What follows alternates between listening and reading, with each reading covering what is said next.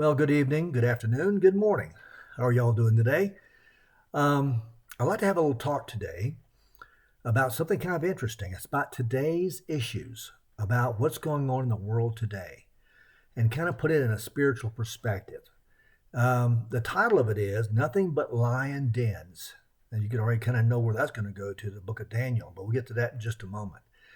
But anyway, I'd like to talk about in regard to how life today seems to be a lot more chaotic, fearful, um, destructive. Just so many things happening in our world that it becomes kind of scary. So I've been doing a lot of thinking about it and praying about it and did a little research. And so I want to share with you. Well, let's begin at the very start with a little bit of a question. Have you ever heard or been to the city of Charlotte, North Carolina? And there's a time there when to find your way around in that section of the city, a place called Myers Park. And that became a major hub of Charlotte, North Carolina.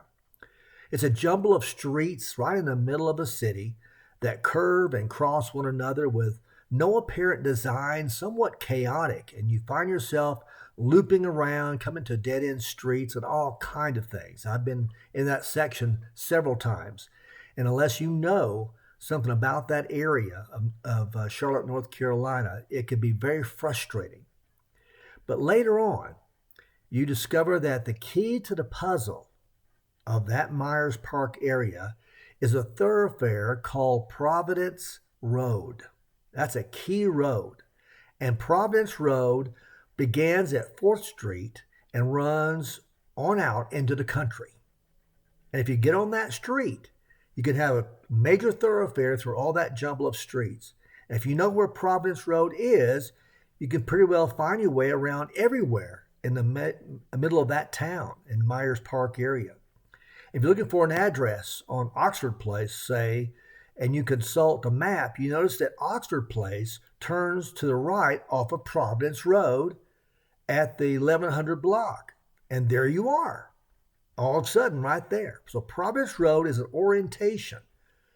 Now, for many of us today, life of today is pretty much like I said, it's like a puzzle that is Myers Park. It looks like a jumble of streets that do not make sense and a conglomeration of blind alleys that lead nowhere.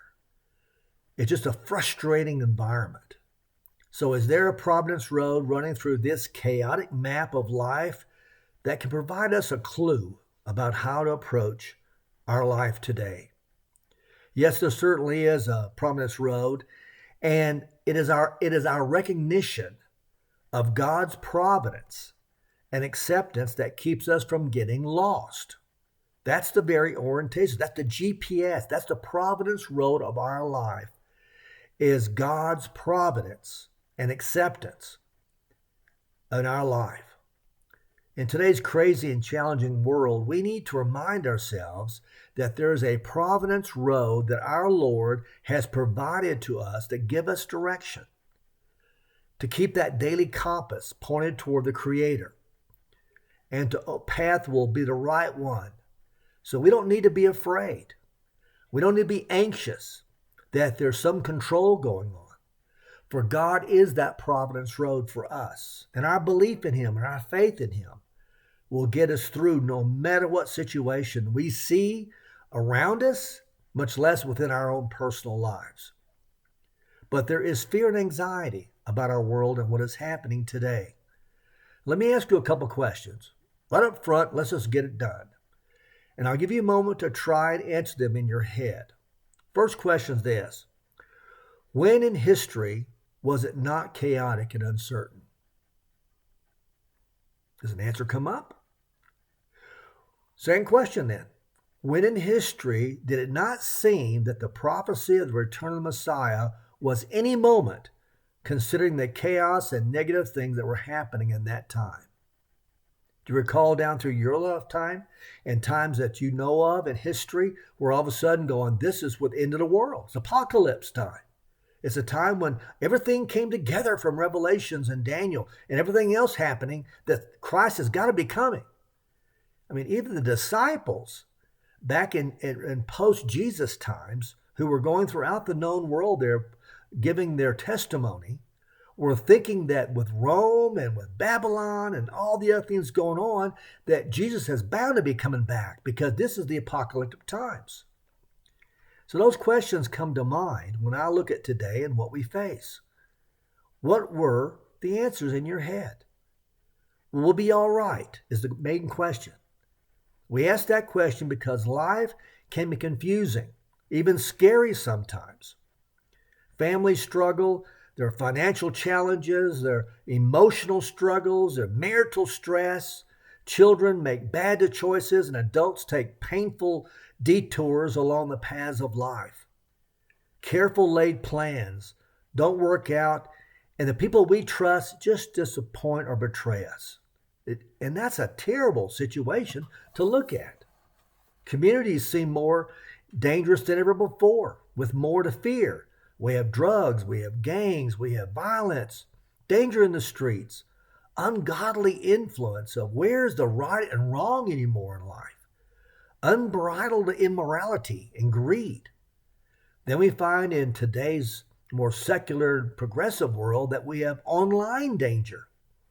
In our social media, violent videos or hypersexualized media that they say is normal, but not the norm that we're used to. Yes, our nation faces some major challenges. We have a pandemic that we're getting through, but yet it's still facing and looming in part of our life that's changed us. We have genocide, we have wars, we even got still religious persecution, even happening within our own nation. And crises just go on. And like Dorothy said in Wizard of Oz, oh my, will we be all right?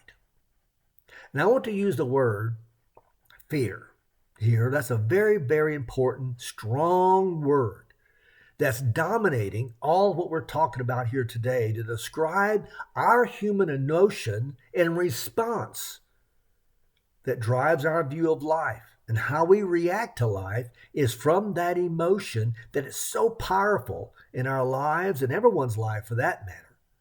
When you're afraid, when fear dominates you, then unbelievable things can happen. And in the past, down through time, it seemed like fear was what bound communities together. They were a source of shared identity and endangered camaraderie and trust that brought people together to hang on. And it still happens today, but it's even more prominent in the past, it seems like. So Americans born roughly between 1910 and 1940 were a particularly civic and trusting generation that many of you possibly are there listening to me or from that, facing down monumental changes like the Great Depression and World War II, and even in the Korean War. That required people to depend on one another, fusing communities together, where they hung on, and then the moral and values centric of that kept them cemented together. But the individual way we've come to experience fear contributes only to isolation and feelings of helplessness. So instead of seeing supportive solutions, we just add to the grim roster of perceived negative and nasty things that's going on there, threats to our life. So fear dominates us. If it's inside of ourselves, then everything is a threat, pretty much. Everything's a negative, a half-filled glass of water, and all the goodness seems like it gets smaller and smaller.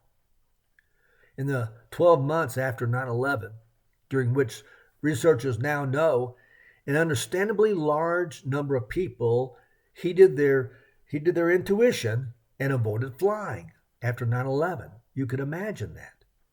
Fear itself put millions of additional people in cars. So flying, however, we already know this, is vastly safer than driving. And in that 1 year, traffic fatalities in the U.S. spiked. There's an additional almost 1,600 people lost their lives that 1 year after 9/11, in addition to what already we lose. So at the end of the year, air travel numbers finally returned to normal, and the traffic fatalities went down to the average or the normal rates that we anticipate.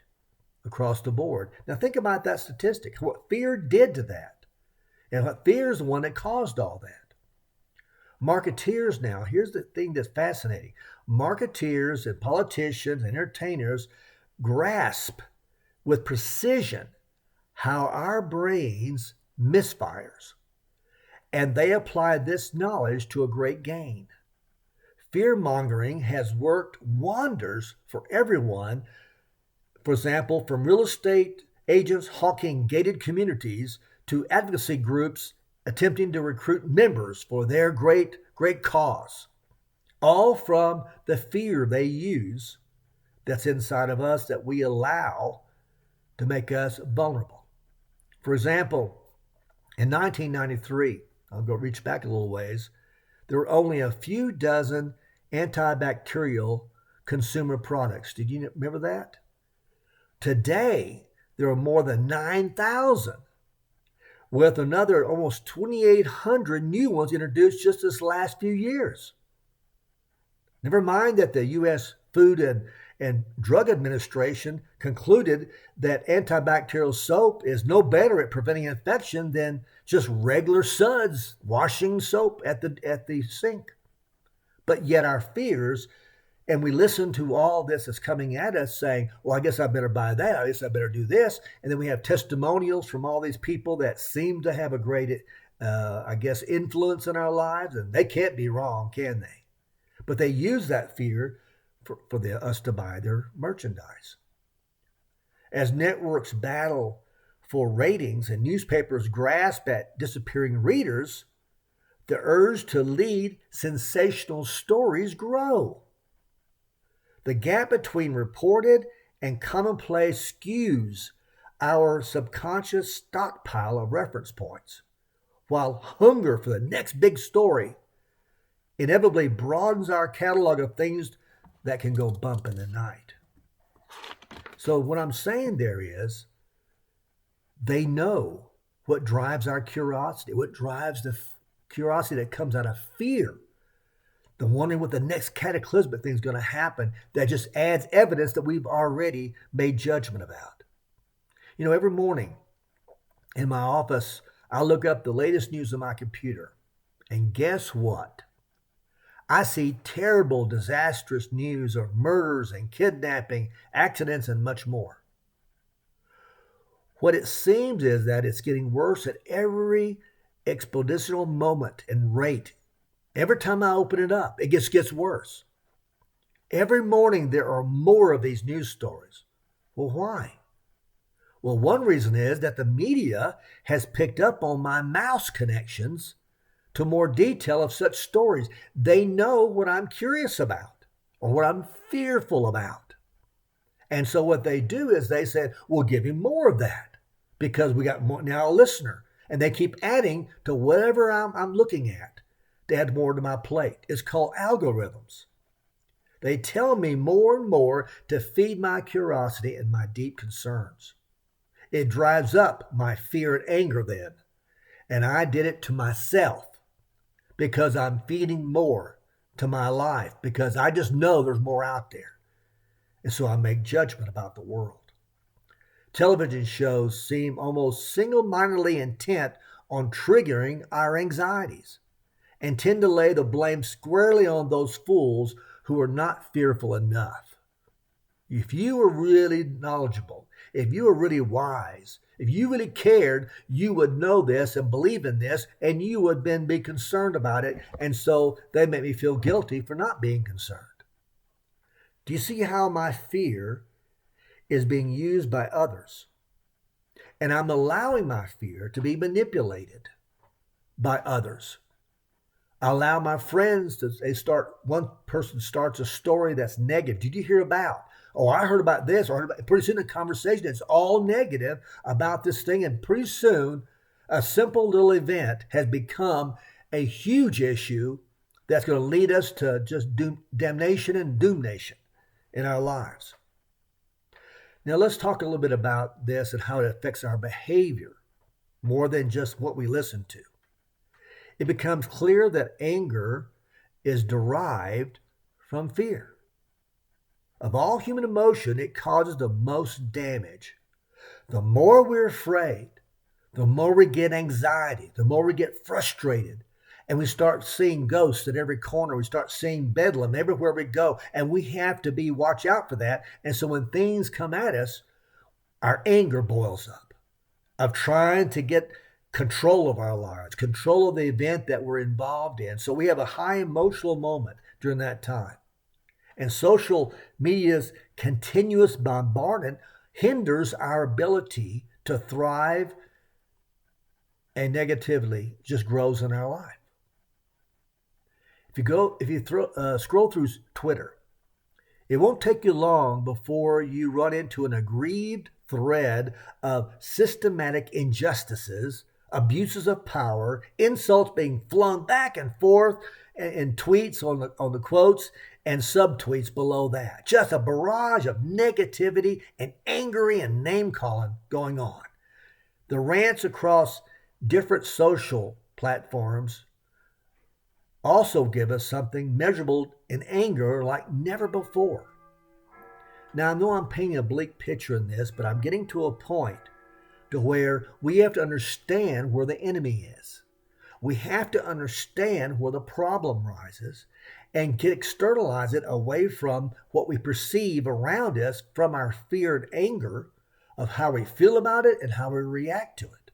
That's what I'm getting at here today. So bear with me as we talk about the reality and where a lot of this is coming from, and it's coming from ourselves and how we perceive this. Our agitations are on full display where a century ago there was no similar record ever existed.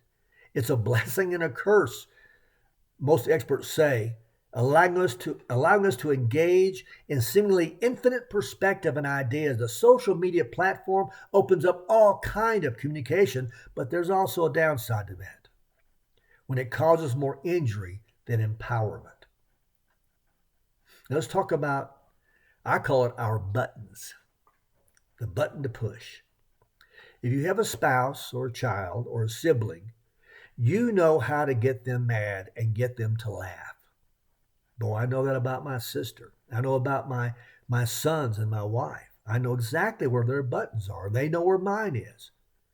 You know their vulnerabilities and you know their weaknesses. You have learned where to push their reaction buttons. And oh, by the way, don't forget, they know yours too, don't they? They know what makes you mad and what makes you sad. They know what makes you laugh and what makes you grin. It happens at home and at work, on the street corner, or wherever you may be. This happens in the social media world as well, by the way. It's not just internal to our own little private world of family. It goes beyond that. With more, for example, with more than 12 billion catalogs being mailed annually, it's little wonder that marketers are distributing mailing lists anywhere possible.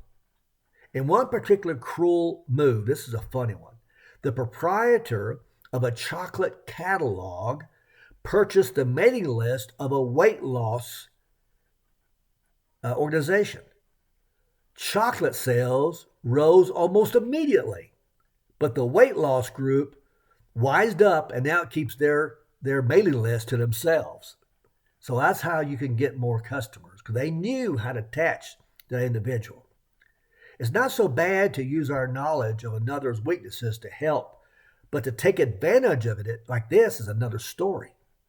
I've seen, and so have you, one spouse use the knowledge to put down and manipulate the other. This could go for a parent and a child as well. I've seen parents use fears and ignorance of their children to manipulate and control. Siblings do it, co-workers do it, friends do it, all between themselves to help, but sadly also to hurt. So we know each other's buttons. We know what makes us how we tick, and people get to know us. Then there's a manipulation going on, and it's sometimes instinctive. It's just hard to not get around if it's trying to help someone. And we're trying to use it as a tool to support a relationship. But it ought to be used on the reverse. You felt the effect of this type of behavior yourself. Did it feel good? If it was a harm, though, did it feel so good after all?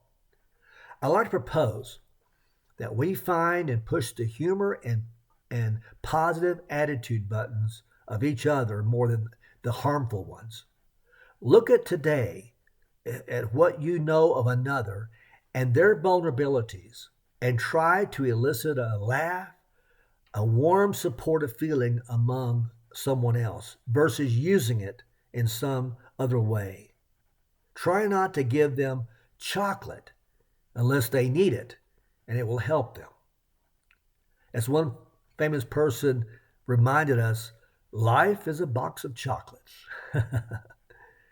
So to respond in fear, anger, and worry with your own sacred trinity is what I'm trying to get to here as a tool for us to use. Meditation, action, and prayer. They are the homespun spiritual remedies that are immediate and the healing responses to what we face today. I'll say it again. Meditation, action, and prayer to the Almighty God.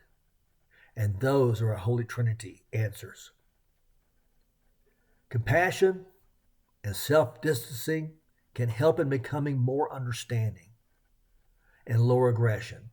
You ever heard the guy named Jesse Owens, the great Olympic medalist back in the 40s? This is what he said. Find the good. It's all around you. Find it, showcase it, and you'll start believing in it. So where do we go from here in our lesson today? So let's reach back down in time and let's go back to a great story from the distant past that really paints a picture of reality and how God is involved in all this. Now, I asked you a couple questions earlier about if there were times when it seemed hopeless and chaotic. In chapter 1 of Daniel, Daniel was a young man thrown into a pagan culture of Babylon. He was suddenly confronted with strange literature and religion and astrology and sorcery all around him.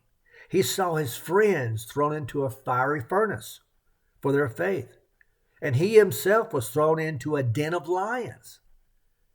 He was in a banquet hall one day when the Persians swept into Babylon, and he became a political figure in the mighty Persian Empire at that time. Now, time goes by. I just told the story of Daniel in a general sense. And now he's old, and he is troubled.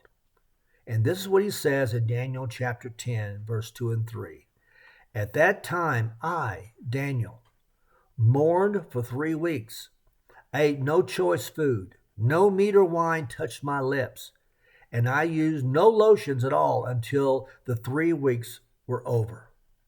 So when Daniel prayed and fasted, that's what he was doing, God sent him a vision of a heavenly messenger, perhaps an angel, to settle his mind about what the future would hold. Remember now, at this point, with all that's going on and what's happened in his life, it was a terrible time. It was a doomsday time. It was a hopeless time for him, of his people, his Jewish people there. And there was just, where do you go from here? There was no answer. Now, what if you could see the future right now? Would you want to? You can make a killing in the stock market for sure, and move somewhere safe, or even warn your grandchildren, do this or don't do that, or buy this. Perhaps knowing the future would be troubling, even toxic maybe. You might panic or give up on life because it looks so terrible what you see. Or you might feel helpless to do anything about it because it's so monumental. The messenger in Daniel's vision gave him the detailed and accurate outline of events in the future of the Jews.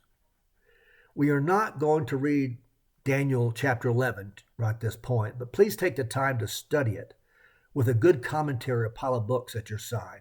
And you'll find that the first 35 verses read just like the history of 537 to 164 BC. It's fascinating that one vision just gave 500 years of history what Daniel saw. And it summarizes the Greek empire of Alexander the Great, which was divided into four parts with four rulers. And then it describes the many decades of war and intrigue between the Seleucid dynasty of Syria and the Ptolemaic dynasty of Egypt. It's just fascinating. So what I'm trying to get to is this. The vision is closely matches the history that some wonder that it was written even after 164 BC. Few, if any, prophecies in the Bible are so detailed, and the literary method of placing words in the mouth of an historical figure was quite common in that time. But on the other hand, Isaiah 46:10 points out that God can, quote, make known the end from the beginning, from ancient times, what is still to come. Someday, when we greet the saints from the 2nd century BC in heaven, we may hear, wow, wasn't it amazing what God showed Daniel about the future? Too bad it was sealed up until we discovered it in a cave or a closet somewhere. But by then it all happened already. Or we might hear instead, you didn't know it was written after it happened? We all knew that. Either way, the message is the same. Here it is. God sees history before it happens. It is never a surprise to God. It's a surprise to us, but it's never a surprise to God. In Daniel 11th chapter, the vision continues with a vision of an arrogant and impious king. And this part of the vision doesn't describe any known historical events very well, causing some modern believers to speculate that the vision is a prediction of events still to come in the end times.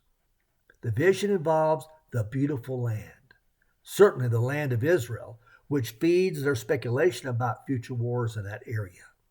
You know what I'm talking about, Armageddon, things like that. On the other hand, maybe the point of this part of the vision is simply that the future is not always revealed so clearly that we understand it, because we couldn't comprehend it anyway. It's certainly not clear to us, although history has shown that no matter how powerful evil kings are and countries seem to be, the end is the same. Quote, he will come to his end and no one will help him, it says in Isaiah. And that was true of Rome, Nazi Germany, Stalin, Saddam Hussein, and many more. It'll be true of all who stand against God and his people. Are you hearing the message now of affirmation to our hearts and to our fears that God is in control? God knows. And maybe we just don't know all the details of why until it's revealed to us someday, or not at all. It's only through faith we believe. So at the beginning of chapter 12 of Daniel, the vision jumps from the end of the events of chapter 11 to the final end, the end of life on earth. May I read it to you, just a few verses. At that time, Michael, the great prince, who protects your people, will arise. There will be time of distress such as not happened from the beginning of nations until then. But at that time, your people, everyone whose name is found written in the book, will be delivered. Multitudes who sleep in the dust of the earth will awake, some to everlasting life, others to shame and everlasting contempt. Those who are wise will shine like the brightness of the heavens, and those who lead many to righteousness like the stars forever and ever. So let's talk about, as the last part of this, how do we thrive in these chaotic times? How do we spiritually thrive these days? We're all tempted to believe that deadly tsunamis and bone-chilling temperatures of collapsing stock markets and things that are out of control right now. And that is simply not the truth. Things are not out of control. Our times are in his hands. And life is good. Did you hear me? Life is good because it is the life God has given us. But God orders and administers life on this planet with a full and varied play of times and seasons. The winter blizzards do something which warm the summer wind that cannot do. Earthquakes and hurricanes and tornadoes contribute unique and essential factors to life.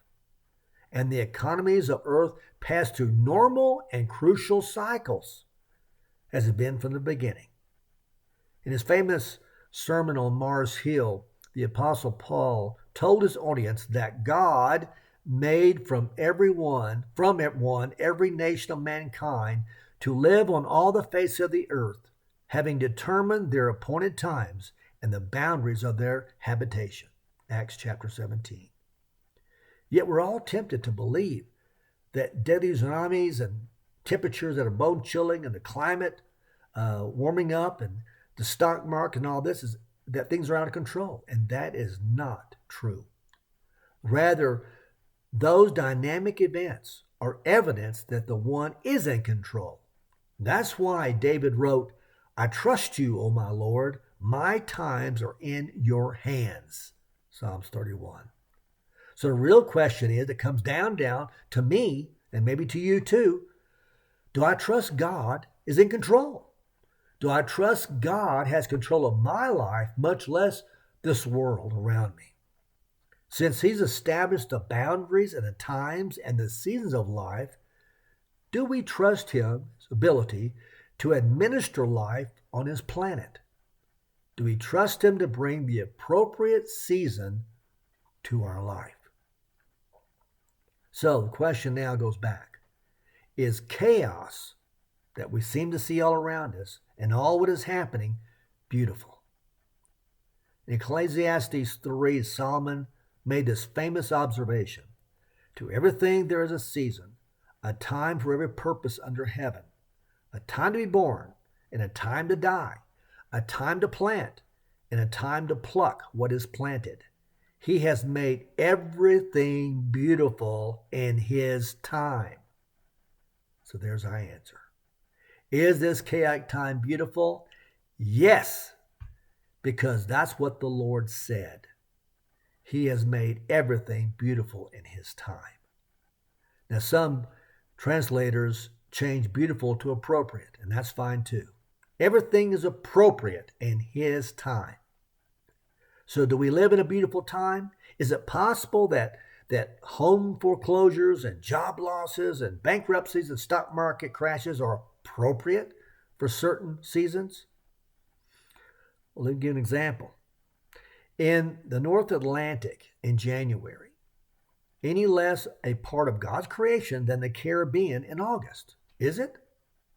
Is the North Atlantic in January so cold and all the ice and all that as much as part of God's creation in the beautiful, calm, balmy, warm waters of the Caribbean in August? Does God see one as good and the other bad? Could it possibly be true that both seas are beautiful and appropriate?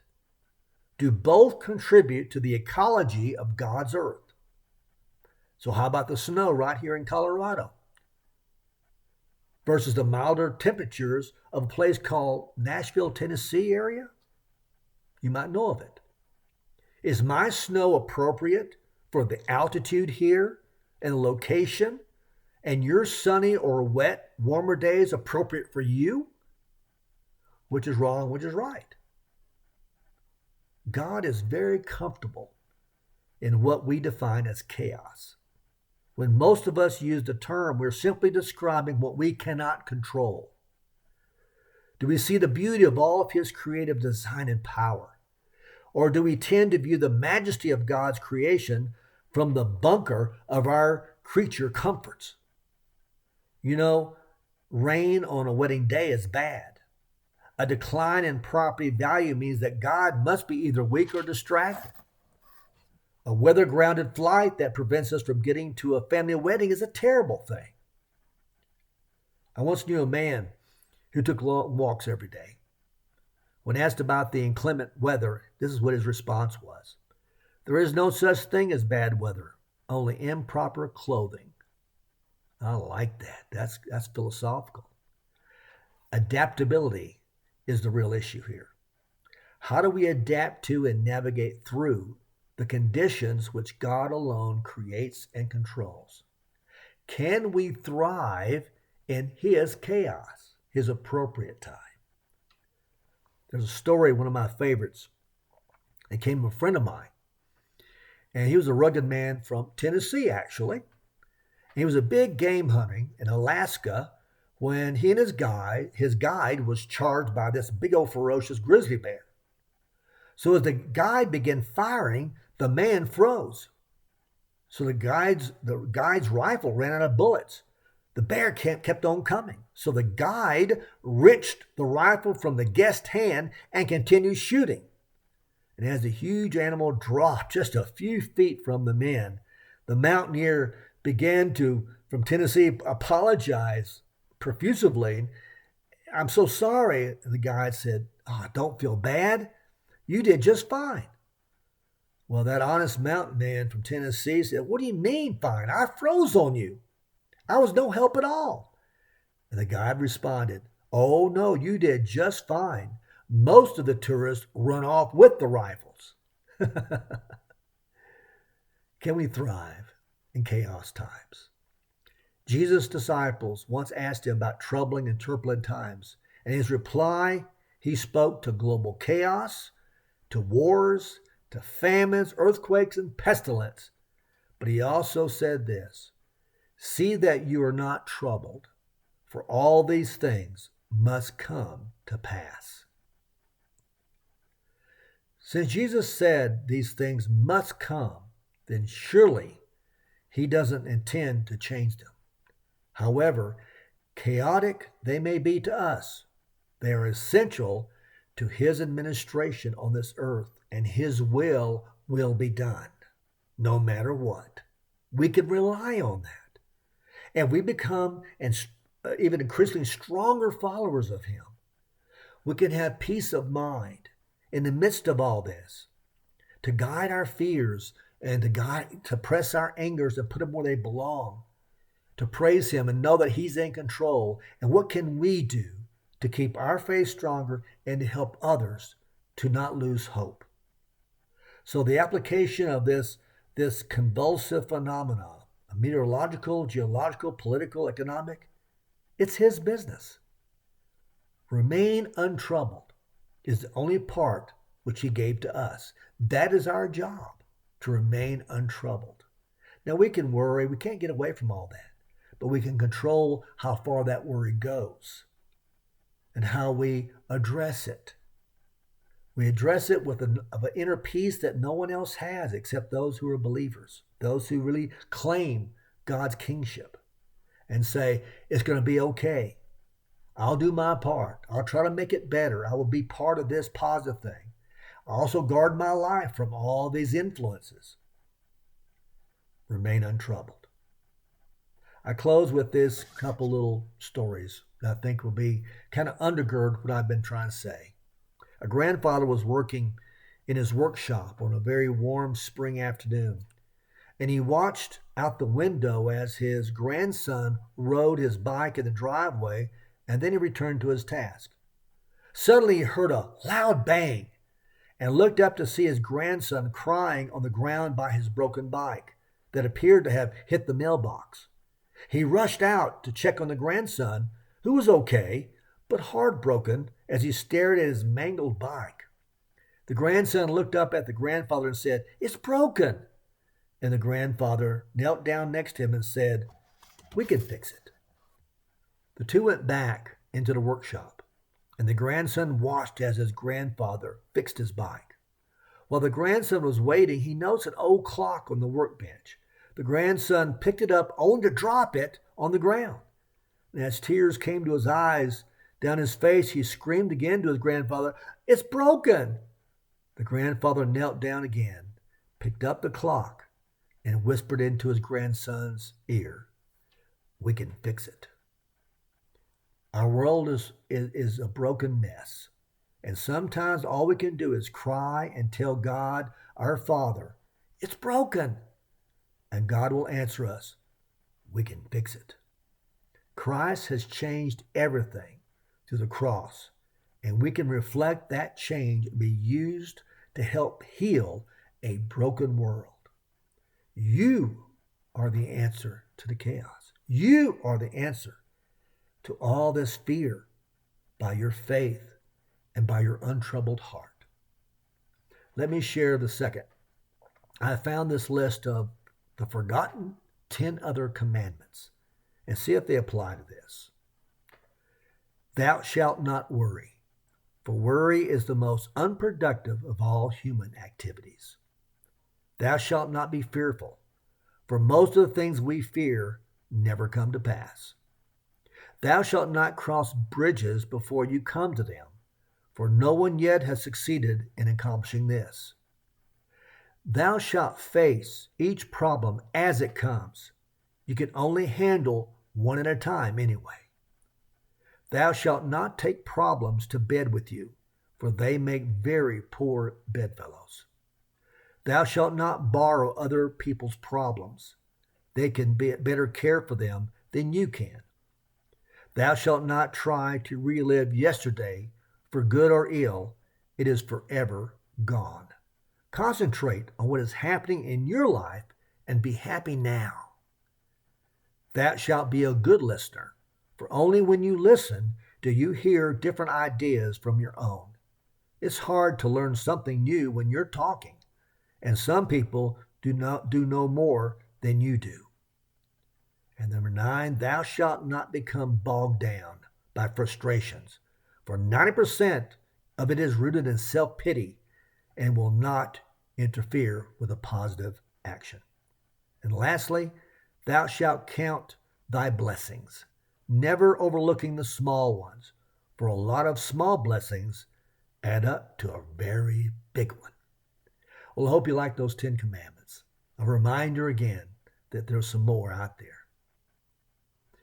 Be untroubled. God is in control. Amen.